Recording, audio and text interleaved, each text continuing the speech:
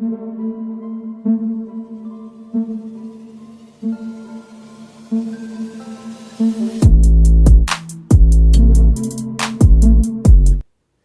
दोस्तों, scary story official में आप सबका स्वागत है।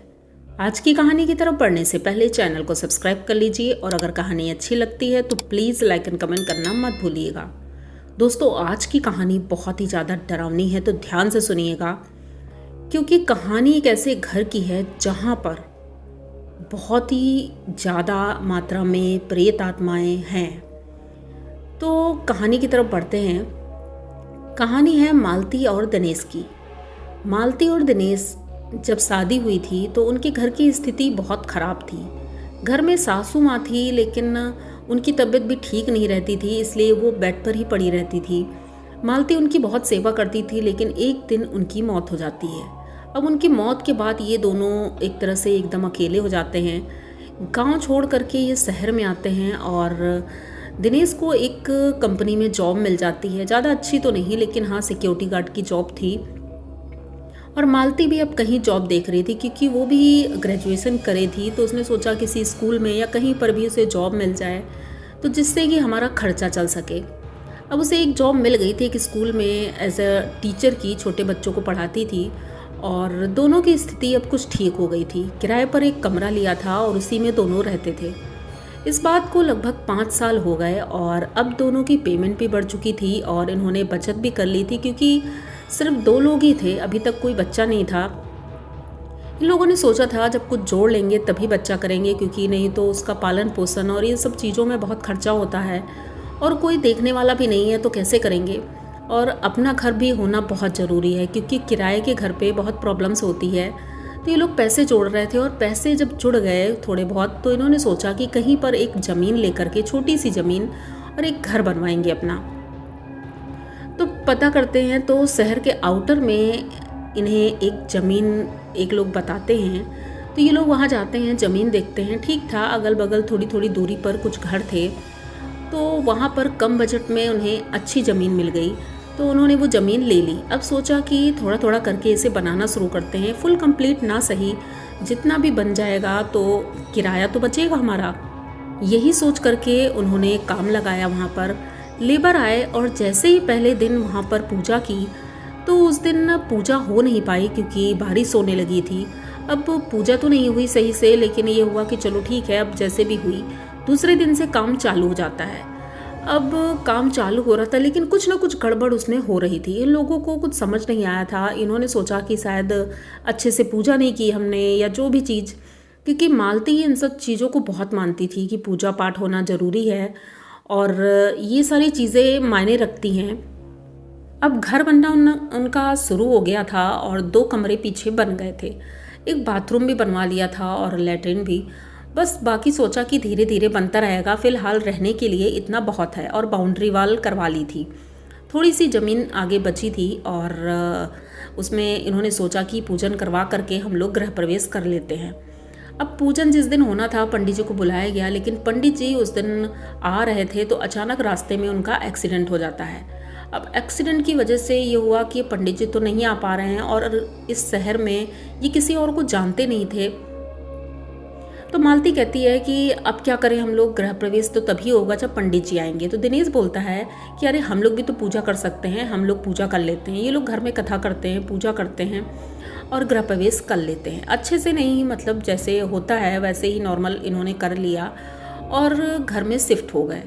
अब घर तो बाकी जो घर थे मोहल्ले के, वो दूर दूर घर थे, तो किसी से ज़्यादा बोलचाल नहीं था। इनके पास खुद की गाड़ी भी नहीं थी, ये टैक्सी से या साइकिल से ही चलते थे।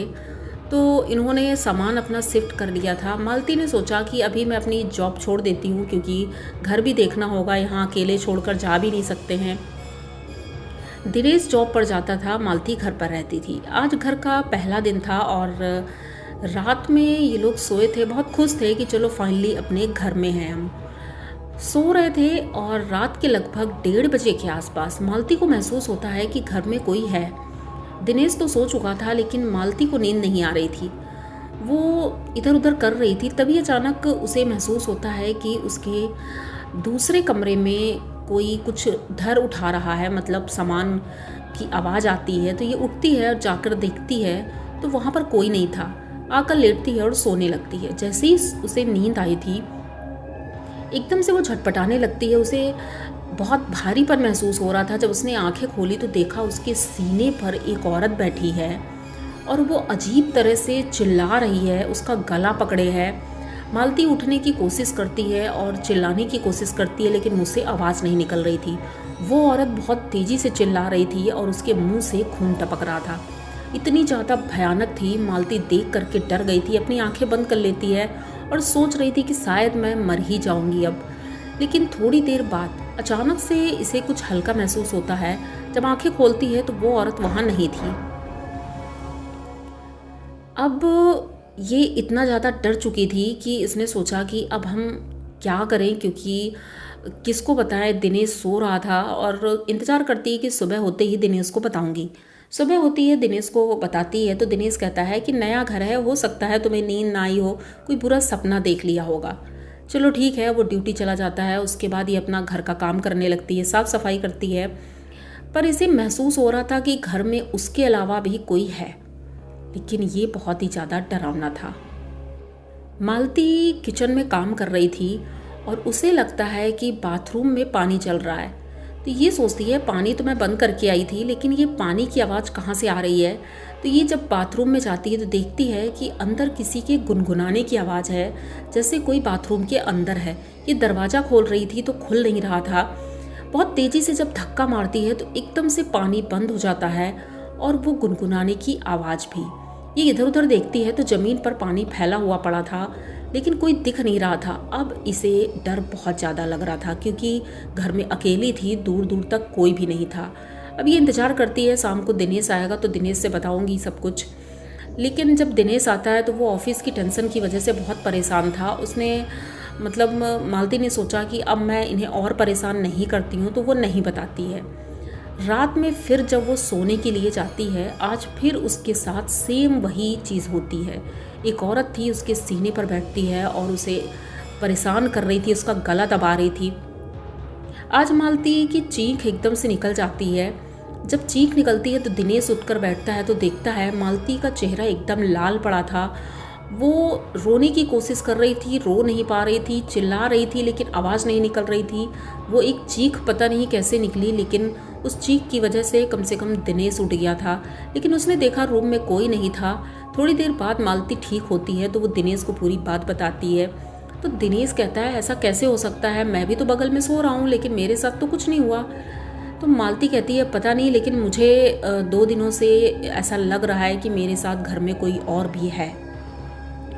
दिनेश भी इन सब चीज़ों को मानता था, लेकिन अब वो खुद अपने ऑफिस की वजह से थोड़ा परेशान था।